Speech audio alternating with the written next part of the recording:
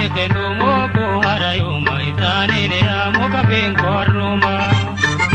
Atiite beefatana dura dubbata wikkaatti qabaadhe yamaan qabdee beekta.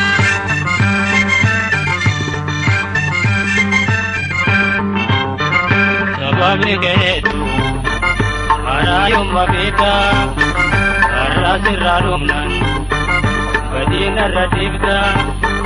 Balamni ulfaata kan beeku birachi daqiiqaa muramtu waliin mufachiifti.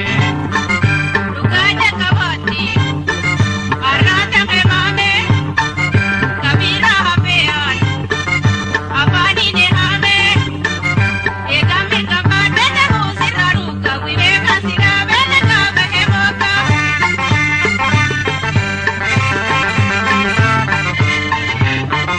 Balamni kennumu buharayuma isaanii deemu kabeen kornuma. Badiite beefatana dura dubbata wikkaatti qabaadhe yamaan qabdee beekta.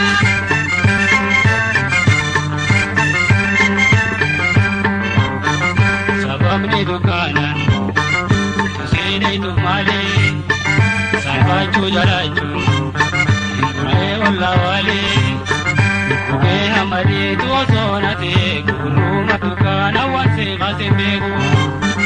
Guyyaa osoo dhiibu biddiidha qabanne ammallee jeenyoomaan maqaa kan kee kaafne jalaaltiin si qaamu silaami kanaamte garaarra ulfaattu himuu mana baante.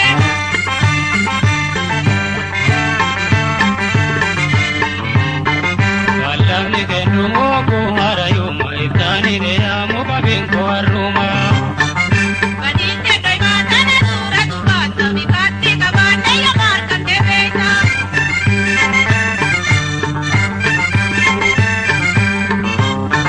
Margooni jalaala har'aatan ulfeessu sooyee tarrisiigan wal arga hafaafsu baasni jirre kaame kanarra jalqabdu jaalalti tan umrii namaan giddee qabdu.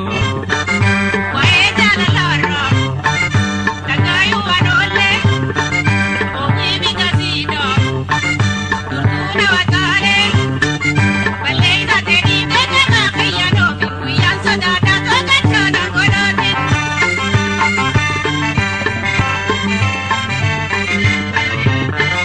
Balamni kennumu buharayuma isaanii deemu kabeen kornuma. Badiite beefatana dura dubbata wikkaatti qabaadhe yamaan qabdee beekta.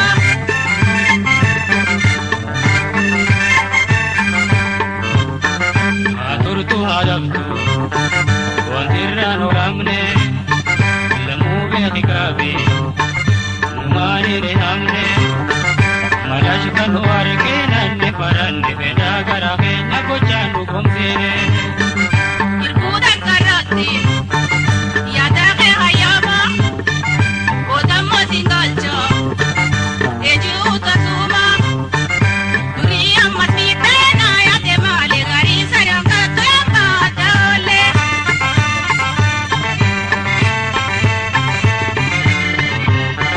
Balamni kennumu